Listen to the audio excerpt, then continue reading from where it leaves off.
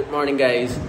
Welcome back to yet another episode of End of Vlog series. Hi.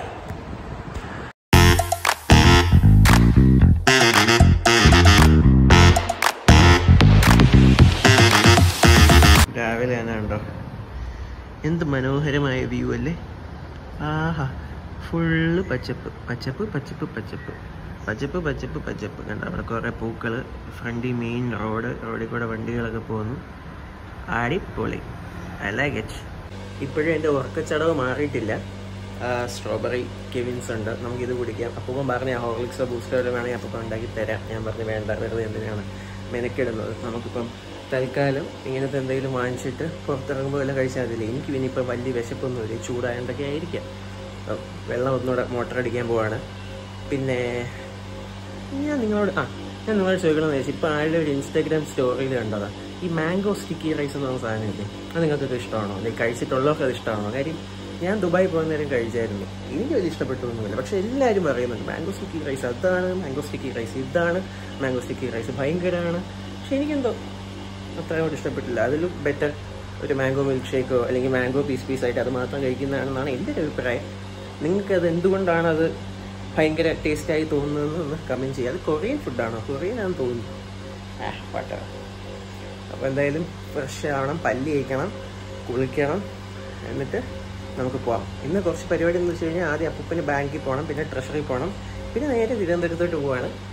ഉച്ചയ്ക്ക് ഇറങ്ങും തിരുവനന്തപുരത്തോട്ട്, വൈകുന്നേരമൊക്കെ ആകുമ്പോൾ എത്തും. ഇവിടുന്ന് ഒരു 115-120 കിലോമീറ്റർ ഉണ്ട്. 3 hours എടുക്കും, 2.5 to 3 hours എടുക്കും. അതിൻ്റെ ഇടയ്ക്ക് ലഞ്ചിന് എവിടെയെങ്കിലും ഇറങ്ങണം. യെസ്, അതാണ് ഇന്നത്തെ പ്ലാൻ. ാണ് ശബ്ദം കേൾക്കുന്നത്. സ്ട്രോ ഇടയ്ക്ക് വെച്ച് പൊട്ടിപ്പോയി, അടിഭാഗം പൊട്ടിപ്പോയി. അപ്പം നമുക്ക് എന്തായാലും ആ ഒരു ഹോൾ ഇട്ടിട്ടുണ്ട്. ഇനി ഇങ്ങനെ കുടിക്കാം. യെസ്, അപ്പോൾ കുടിക്കട്ടെ. നിങ്ങളെല്ലാവരും നിങ്ങളുടെ നാട്ടിലൊക്കെ പോകുന്നവരാണല്ലോ, ആയിരിക്കുമല്ലോ. അപ്പോൾ പോകാൻ നേരം നിങ്ങൾ തിരിച്ചു വരുന്ന സമയത്ത് നിങ്ങളുടെ കാറിൻ്റെ ഡിക്കിയിൽ എന്തായാലും ഒന്നെങ്കിൽ 2 ചക്ക, അല്ലെങ്കിൽ 2 തേങ്ങ, അതും അല്ലെങ്കിൽ 2 മാങ്ങ, അങ്ങനെ എന്തെങ്കിലുമൊക്കെ കാണും. ഇതൊന്നും കിട്ടിയില്ലെങ്കിൽ എൻ്റെ അമ്മയെ പോലെ എന്തെങ്കിലും 2, 3, 4, 5 പൂവിൻ്റെ വെറൈറ്റി പറിച്ചുകൊണ്ട് കൊണ്ടുവരും. അപ്പം ഇത് സ്ഥിരമായിട്ട് നമുക്ക് കണ്ടുവരുന്ന ഒരു കാഴ്ചയാണ്. ഇവിടെ അതുണ്ട്. ഇവിടെ കണ്ടില്ലേ, സൈഡിലാണെങ്കിലും ഫ്രണ്ടിലാണെങ്കിലും ഇനിയിപ്പോൾ ബാക്കിലാണെങ്കിലും, ബാക്കിൽ അങ്ങുണ്ട് ഒരു വലിയ പ്ലോട്ടാണ്. എനിക്ക് തോന്നുന്നു 1 ഏക്കർ അടുപ്പിച്ചുണ്ട്.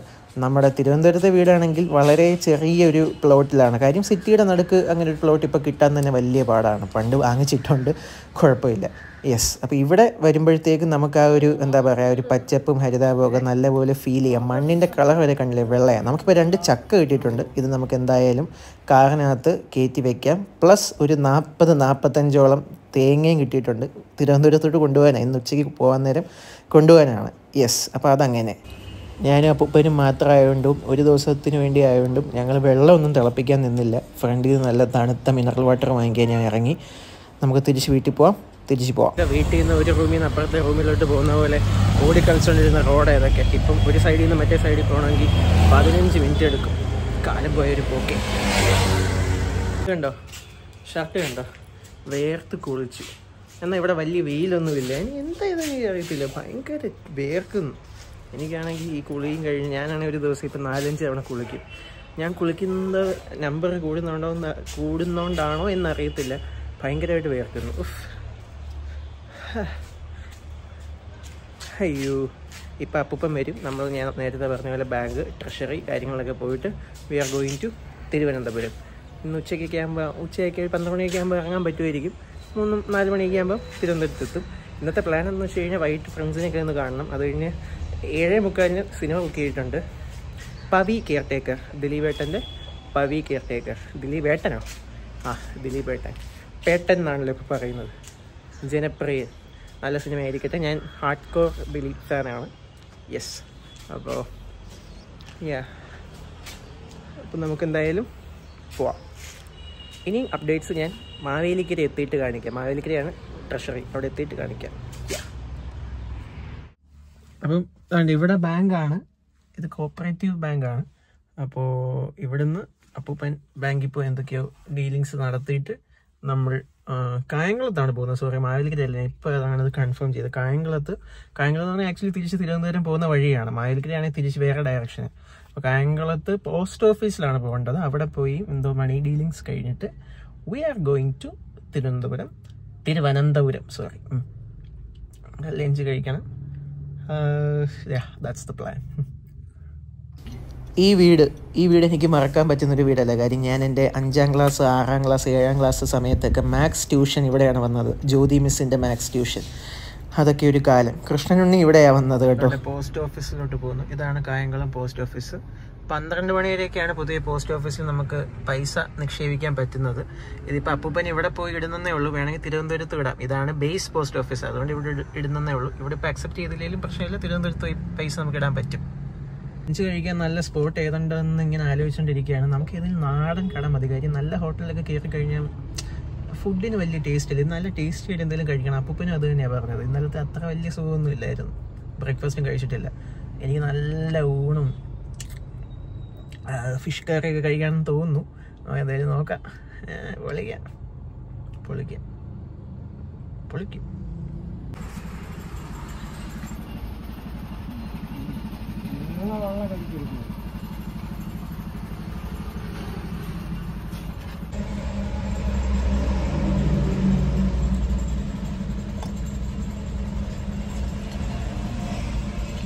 വെള്ളമൊന്നുമില്ല, കുഴപ്പമില്ല. ചൂടൊക്കെ ബെസ്റ്റ്.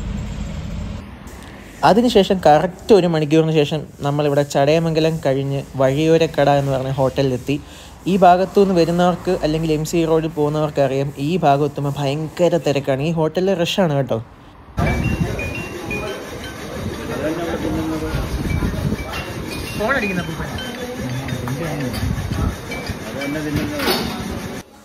ചോറ് കഴിക്കാൻ വന്നപ്പോൾ ചോറ് തീർന്നു പോയി ഗൈസ്. പിന്നെ പൊറോട്ട, കൊഞ്ച് റോസ്റ്റ്, നാടൻ ചിക്കൻ റോസ്റ്റ് ഇതാണ് കഴിക്കുന്നത്. ഈ കൊഞ്ച് റോസ്റ്റിലുണ്ടല്ലോ ആക്ച്വലി നമ്മുടെ വീട്ടിലൊക്കെ വയ്ക്കുന്ന കൊഞ്ച് തീയലിൻ്റെ ടേസ്റ്റ്, തേങ്ങ അരച്ച് വറുത്ത പോലൊരു ടേസ്റ്റ് ഉണ്ട്. അവിടുന്ന് നേരെ ട്രിവാൻഡ്രത്തെത്തി ഹോണ്ടയുടെ സർവീസ് സെൻറ്ററിലെത്തി. നമ്മുടെ കാറിൽ ചെറിയൊരു ഓയിൽ ലീക്ക് സർവീസ് കഴിഞ്ഞപ്പം അത് നോക്കി പെട്ടെന്ന് തന്നെ മാറ്റി തന്നു. നല്ല സർവീസും കാര്യങ്ങളൊക്കെ ആയിരുന്നു. അവിടുന്ന് നേരെ ഞങ്ങളുടെ വേറൊരു റിലേറ്റീവിൻ്റെ വീട്ടിലോട്ട് പോയി. ഉള്ളൂർ തന്നെയാണ്. അപ്പോൾ അവിടെ പോയി ഇരുന്ന് കുറച്ച് കാര്യങ്ങളൊക്കെ സംസാരിച്ച് നേരെ ഞാനും അപ്പൂപ്പനും കൂടെ വീട്ടിലോട്ട് പോവാണ്. യെസ്, അങ്ങനെ നമ്മൾ 4 മണിക്ക് നമ്മളുടെ വീട് എത്തിയിരിക്കുകയാണ്. നമ്മളെ കാത്ത് ഡിങ്കി വെയിറ്റിംഗ് ആണ്, കണ്ടില്ലേ? ബിസ്ക്കറ്റും എല്ലാം കിട്ടുമെന്ന് വിചാരിച്ചിരിക്കുകയാണ്. അപ്പോൾ നമുക്ക് എന്തായാലും വൈകിട്ട് 7:30 സിനിമയുണ്ട്. ഏത് സിനിമയാണ്? ദിലീപിൻ്റെ പവി കെയർടേക്കർ.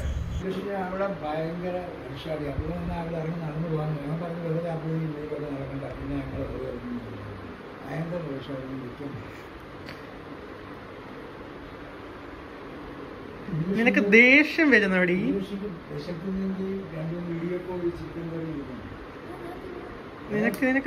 നിനക്ക് ഇടിയപ്പോ ചിക്കൻ കറി വേണോ?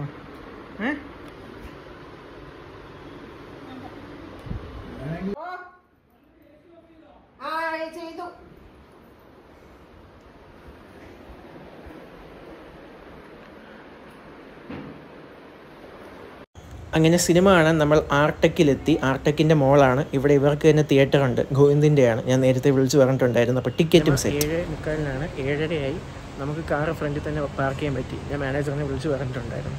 അപ്പോൾ എന്തായാലും നമുക്ക് പെട്ടെന്ന് പോകാം സിനിമയ്ക്ക്. കുഞ്ഞു, ദിലീപിൻ്റെ സിനിമ ഇഷ്ടമായിരിക്കുമല്ലോ അല്ലേ? ദിലീപിന് ഇഷ്ടമാണല്ലോ. ഞങ്ങളുടെ ഫാമിലിയിൽ എല്ലാവർക്കും ദിലീപിന് ഇഷ്ടമാണ്. അപ്പോൾ സിനിമയ്ക്ക് പോകാം.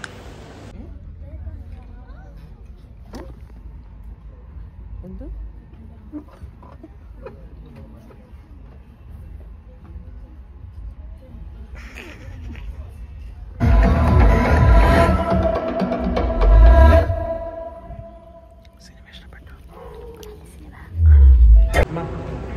ഇഷ്ടപ്പെട്ടോ സിനിമ?